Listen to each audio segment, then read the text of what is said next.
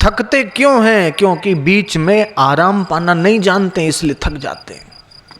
आप काम करते रहो, बीच में आराम पाना जान लो, आप थकोगे नहीं। गाड़ी खड्डे में गिरती है क्यों? क्योंकि ब्रेक लगाना नहीं जानते, तब गिरती है। थकते इसलिए हैं, आराम पाना नहीं जानते, इसलिए थक जाते हैं। भगवान कृष्ण युद्ध करते और करवाते हुए भी नहीं थके।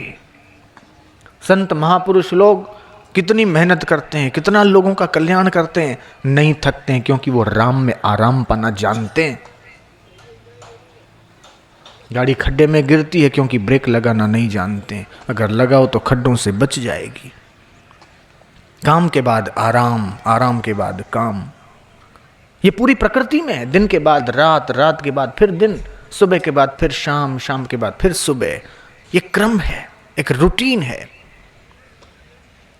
ऐसे तुम्हारा हृदय फैलता है, फिर सिकुड़न होती है, फिर फैलता है। डॉक्टर जानते हैं, सिकुड़ता फैलता, सिकुड़ता फैलता, ऐसा हृदय होता रहता है। समुद्र में भी देखो तो ज्वार और भाटा आता जाता रहता है। क्यों? क्योंकि कुछ समय उर्वरा शक्ति हमारी तीव्र होती है, तब नए विचार आते हैं, नए कार्य करने की योजनाएं हमारे मन में बनती है। और कुछ समय ऐसा होता है जिस समय हमारी जो उर्वरा शक्ति है, चेतना शक्ति है, वो कुछ कम होती है। उस समय निराशा, अवसाद, अरे भाड़ में जाए, कुछ नहीं करना, ये नहीं करना, अपने शांति से बैठो, ये नहीं वो नहीं, ऐसा करके हतोत्साह, निराशा मनुष्य के मन में जन्म लेती है। वो उर्वरा शक्ति उस समय कम होती है, इसलिए निराशा के विचार, बेचैनी के विचार होते हैं। और जिस समय चेतना की थोड़ी तीव्रता होगी, उर्वरा शक्ति ज्यादा होगी, तो नए विचार और नए कार्य। तो जिस समय शिथिलता आ जाए, हतोत्साह हो जाओ, तो थोड़ा सा इंतजार करो। जब तक वो नई चेतना जागे, उतने समय तक वो जागेगा, तो फिर देखो उत्साह आ जाएगा।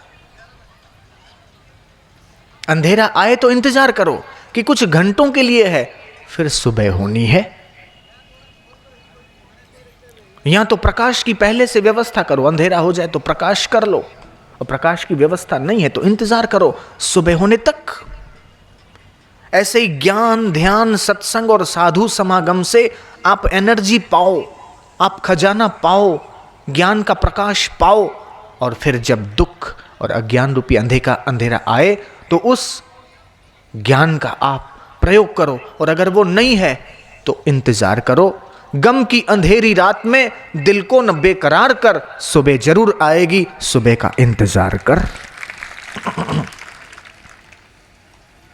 थकान की जो अनुभूति होती है वो वास्तविक थकान की माप नहीं है, एक अनुभूति है। कोई माप नहीं सकता कि थकान कितनी है। कोई आज तक कोई मशीन नहीं निकला उसका, जैसे थर्मोमीटर या बैरोमीटर होता है। थकान होती है, उसका माप नहीं होता। वो थकान बढ़ती घटती रहती है, लेकिन आपके भीतर जो दक्षता है वो बनी रहे।